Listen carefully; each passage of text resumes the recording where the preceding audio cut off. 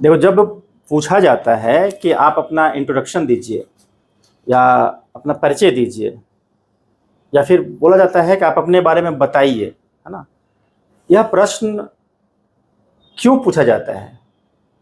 तो मेरा पर्पस है बताना कि कोई भी प्रश्न क्यों पूछे जाते हैं या कहाँ से प्रश्न पूछे जाएंगे। ये नहीं कि खाली रट लेना है, ठीक है, या मॉक कर लिए, इंटरव्यू तैयारी हो गया, ऐसा नहीं होता है, ठीक है ना। तो समझना है, ठीक है। तो जैसे ही पूछा कि अपने बारे में बताइए, इसका मतलब है कि अपने बारे में बताने का मतलब है कि इंटरव्यू बोर्ड जानना चाहता है कि आप किस प्रकार के व्यक्ति हैं, आपका व्यक्तित्व कैसा है। या इंटरव्यू बोर्ड यह जानना चाहता है, तो आपका पर्सनालिटी, व्यक्तित्व को जानना चाहता है, ठीक है। दूसरा, इंटरव्यू बोर्ड उस क्षेत्र में जाना चाहता है जिस क्षेत्र में आपका कुछ स्पेशलाइजेशन हो सकता है, जहां आपने आप बेहतर कुछ किया है आपने, ठीक है ना, कुछ स्पेशलाइजेशन, ठीक है, स्पेशलाइजेशन के बारे में जानना चाहता है और वहां आप अच्छे से बता सकते हैं अपनी बातों को, ठीक है। तो आपकी छवि वहां निखरेगी, तो उसके बारे में बताना रहता है। तीसरा क्या होता है कि आप किस प्रकार से अपनी बातों को रखते हैं। जैसे मैंने अभी पूछा है, मेरा पर्पस यही था कम्युनिकेशन स्किल को जानना कि इतने बच्चे हैं यहाँ बैठे हुए हैं, ये लोग किस प्रकार से बात कर रहे हैं, और अगर कहीं कोई कमी होगी तो हम उसको बताएंगे, गाइड करेंगे। पर्पस तो यही है, गाइड करना, ठीक है, ये पर्पस था। तो कम्युनिकेशन स्किल की भी जांच है, ठीक है ना, क्लियर है। तो तुम्हारा स्पेशलाइजेशन, तुम्हारी पर्सनालिटी, तुम्हारा कम्युनिकेशन स्किल, ठीक है ना, और ओवरऑल इसमें हर चीज आ जाता है जो पर्सनालिटी की बात करें, इसमें ये जानना चाहता है। तो निश्चित रूप से हमें अपने बारे में बताना है। अगर हम उसको बताए मेरा नाम, अपना जिला, ग्रेजुएशन बता दी, तो उसे क्या हो गया? तुमको लग रहा है कि हमने अपना परिचय दे दिया। जैसे हम लोग कहीं नया नया किसी व्यक्ति से मिलते हैं, हाँ hello, I am this, I am that, बोलता है ना लोग, हो गया परिचय। उसे वो परिचय तो बहुत बेहतर नहीं होता है। जब कोई तुम जाते हो किसी के साथ, तुम्हारे फ्रेंड के साथ जाते हो, किसी से मिलते हो, तुम्हारा फ्रेंड उससे मिलवा था, लिखिए मिलिए मिलिए, ठीक है ना, मिलिए, देखिए ये अभिषेक है, तो हाँ हेलो आई एम अभिषेक, तुम बोलोगे, ठीक है ना। तो बोलेगा हाँ हेलो आई एम मनीष। तो अभिषेक और मनीष दोनों हाथ मिलाया, बस दोनों अपना अपना नाम बताया, कहाँ से है, कैसे है, क्या किया है, कैसा व्यक्ति है, ठीक है। गुस्सा उसको बहुत आता है कि शांति से रहने वाला है, कोऑपरेटिव नेचर का है कि सेल्फिश नेचर का है, इसे तो कहीं कुछ पता ही नहीं चल रहा है, ठीक है ना। हाँ, थोड़ा सा बॉडी लैंग्वेज से पता चलता है, जब कोई, ठीक है, शेक हैंड करता है तब भी, या फिर बातचीत करता है तो, लेकिन पूरा पता नहीं चलता है, क्लियर है ना। तो दो तीन बातें हैं। इंट्रोडक्शन में नाम और पता तो बोलने का रहता है इन जनरल, लेकिन बीपीएससी की परीक्षाओं में इधर जो ट्रेंड भी चल रहा है उसमें व्यक्तिगत इन्फॉर्मेशन बिना बोले अपना इंट्रोडक्शन देना है, या वो बोल भी देंगे कि बिना व्यक्तिगत जानकारी के या बिना नाम और पता के आप अपना इंट्रोडक्शन दीजिए। तो जाहिर है हम वहाँ पर क्या करेंगे, अपना एकेडमिक क्वालिफिकेशन के बारे में बताएंगे, ठीक है, कहाँ से किया, कब किया, जैसे सबौर से किया, पूसा से किया, सेशन किया था तो बताना चाहिए, या पास आउट कब किया आपने, वो साथ साथ बताना है, क्लियर है। यूनिवर्सिटी का नाम, स्थान का नाम, सेशन। दूसरा, आपकी हॉबी भी बता, जैसे हॉबी बताया, हॉबी का मतलब होता है मतलब आपका इंटरेस्ट किस क्षेत्र में है, फील्ड ऑफ इंटरेस्ट, ठीक है। तो वहां पर हम क्या करेंगे, अपने हॉबी को हम बता रहे हैं, उससे मेरे बारे में जानकारी मिलेगी उनको कुछ। जो कोई पेंटिंग करता है, कोई गार्डनिंग करता है, कोई राइटिंग करता है, ठीक है ना, कोई घूमता है, घूमने का शौक किसी किसी को है, तो इंटरव्यू बोर्ड को लगेगा कि यह व्यक्ति इस नेचर का है, इस स्वभाव का है, उसको उस तरह से क्वेश्चन पूछते हैं। उसमें काम कितना किया है, किसी काम, कोई भी काम तुम किए, अगर तुम उस काम को अच्छे से किए हो या अच्छे से करने की आदत है तुम्हारी, कुछ भी किए अच्छे से करने की आदत है, तो हमें समझ में आएगा ना कि इसको हम जब अपॉइंट करेंगे तो ये काम भी ये अच्छा से करेगा, मतलब तुम्हारी विश्वसनीयता बढ़ जाएगी।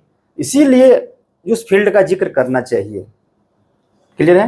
दूसरा, जो पर्सनालिटी की बात यहाँ बार बार कर रहे हैं, तो यहाँ हम एक लाइन और ऐसा खींचते हैं, इंटरेस्ट के साथ साथ तुमको बताना है which kind of person you are, तो किस प्रकार के पर्सन हो, तो यहाँ पर जोड़ना है। जैसे उसमें एक लाइन जोड़ सकता है ठीक है, कि मैं पंक्चुअल या टाइम बाउंड काम करने में भरोसा करता हूँ, ठीक है ना, टाइम बाउंड काम करने में भरोसा करता हूँ, लीडरशिप क्वालिटी है, टीम वर्क में रहकर या टीम स्पिरिट में रहकर किसी काम को रिजल्ट तक ले जाने के लिए मैं तत्पर रहता हूँ या रहती हूँ।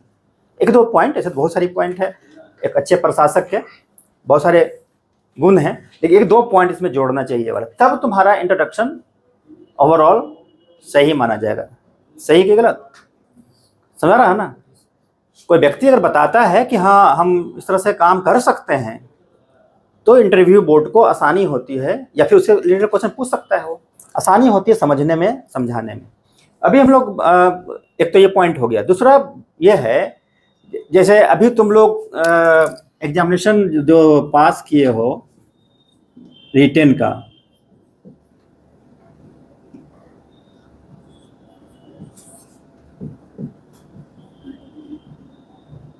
ठीक है, ये 500 मार्क्स का था रिटेन एग्जामिनेशन, ठीक है, रिटेन। और अभी इंटरव्यू है,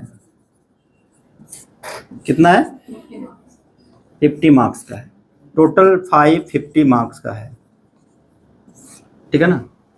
कभी कभी क्या होता है कि अब यहाँ पर जैसे कि तुमको OMR शीट बहुत लोगों को दे दिया गया, मार्क्स तुमको लगभग, है ना, पता है कि कितना मार्क्स तुम्हारा आने वाला है, लगभग पता है, तो बहुत लोग रिलैक्स हो जा रहे हैं कि भाई हमने इसमें इतना ले लिया तो इसका क्या, इस पर कम भी लाएंगे तो हो जाएगा।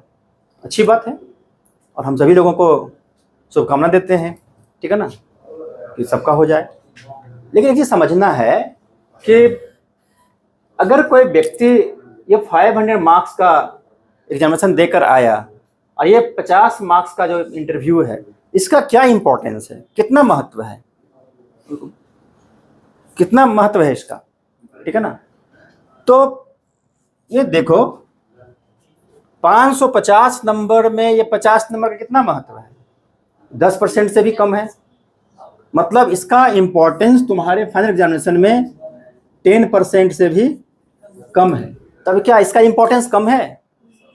क्या हम एग्जामिनेशन छोड़ दें, इंटरव्यू नहीं दें, या जैसे तैसे दें, हल्के में लें, या 10-20 नंबर से काम चल जाएगा? ये जो बॉडी तुम्हारा है, ये बॉडी को देखो कितना है, ये गर्दन को हटा दो तो बाकी जो शरीर है वो कितना परसेंट है?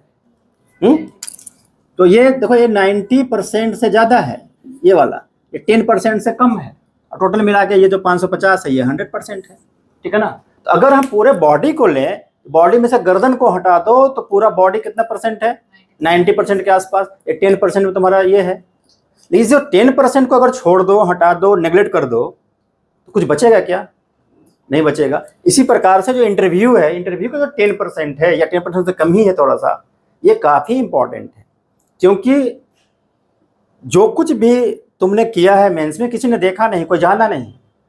हर कोई जानेगा, हर मतलब ये BPSC के बोर्ड, वहाँ के मेंबर, वहाँ के पैनल, है ना, तुम्हारे इंटरव्यू से ही तुमको जानेंगे कि तुम कैसे व्यक्ति हो, किस प्रकार के इंसान हो, कैसे रहते हो, कैसे कपड़ा पहनते हो, है ना, किस प्रकार तुम्हारा आउटलुक है, किस प्रकार का तुम्हारा गेटअप है, और किस प्रकार से तुम सोचते हो, किस प्रकार से काम करते हो।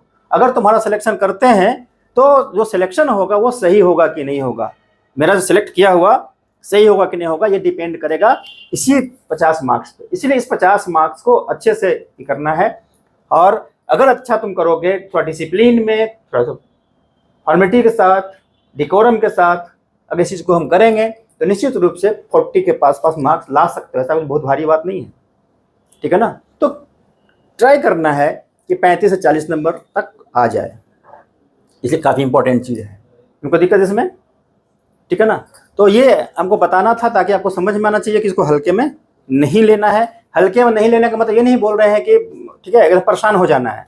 हल्के में नहीं लेने का मतलब है कि जो कुछ बता रहे हैं तुमको कि ये कर लो, ये कर लो, ऐसे करो, ऐसे बैठो, जैसे बताया स्पाइन सीधा रखो, बाल टिक करो, सही एटिक्वेट्स अपना सही करो, बोलने का जो वॉइस है, टोन है, उसको सही करो, वर्ड का सिलेक्शन सही करो, बॉडी लैंग्वेज को सही रखो, ठीक है ना। ये सारा चीज़ पे काम करते रहना, डेली करना है। हम भी डेली तुमसे बोलेंगे ये बात, ठीक है ना।